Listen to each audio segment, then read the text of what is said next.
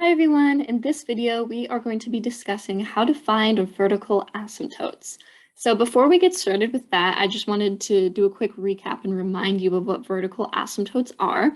So vertical asymptotes are vertical lines that a function gets really close to but never touches.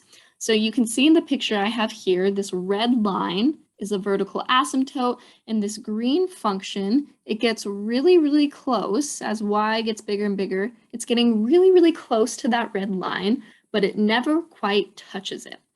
So that is a vertical asymptote for a function. And the equation of a vertical asymptote or any vertical line is always x equals some number. So for example, if this red line was at an x value of 5, then our equation for the vertical asymptote would be x equals 5. So if you have the picture, it can be pretty straightforward to find what the vertical asymptote is. But what about if you don't have a picture and you're just given the equation of the function? How do you find a vertical asymptote then? So that is what we are going to talk about. So to find a vertical asymptote of a rational function, what you have to do is set the denominator of the rational function equal to 0 and solve for x. So here's an example that we'll do. We have the function y equals 3x squared plus 2 divided by x minus 5. So following what this stuff in purple says, the denominator is x minus 5. So all we have to do is take that denominator, set it equal to 0, and then solve for x. So to solve for x, we'll just add 5 to both sides. And that means our vertical asymptote is x equals 5. So it's really nice because it kind of just gives you the equation right away. You don't have to do much work other than setting the denominator equal to 0 and solve it. So x equals 5 is the equation of that vertical asymptote. In the next example, we have the equation of y equals 3x squared plus 2 divided by x squared plus x minus 6.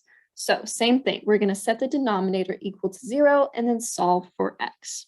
So we have x squared plus x minus 6 equals 0.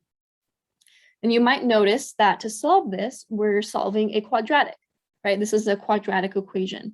And you also might notice that this equation, this quadratic, is factorable. So I can actually factor this by saying that x plus 3 times x minus 2 equals 0. And if you want to multiply all this back out and check to make sure that that is the correct factoring, go ahead and do that. But that's how I can factor this. And then it's really easy to solve the equation from here. We just set each factor equal to 0. And then we solve for x. So I'll subtract 3 from both sides, and we get x equals negative 3. And then here I add 2 to both sides, so I get x equals 2. So in this case, we have two vertical asymptotes. The first vertical asymptote has an equation of x equals negative 3, and then the other vertical asymptote has an equation of x equals 2. So it is possible that sometimes you could get more than one vertical asymptote depending on the function. And also, if this whole factoring and solving process was foreign to you, go back and watch the videos on solving quadratics by factoring. Okay, so now we're going to do this next example, which has a bit of a twist to it. So same thing, we're going to try to find the vertical asymptotes. So let's use our same strategy. We're going to take the denominator and set it equal to 0. Okay, and the nice thing about this is it's already factored, so I can just go ahead and solve that. So I'll say x minus 4 equals 0, x plus 1 equals 0. And then to solve each of these, I just have to isolate x. So over here, I get x equals 4. And here I subtract 1, and I get x equals negative 1. Okay, so from this, it looks like we have two vertical asymptotes, x equals 4 and x equals negative 1.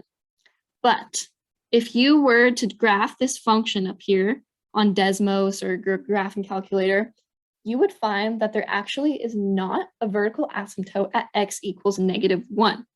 There is only a vertical asymptote at x equals 4. So this one is not actually a vertical asymptote. Why is that happening? It is because if you look back up here at our original function, do you see how we have an x plus 1 factor in the top and an x plus 1 factor in the bottom?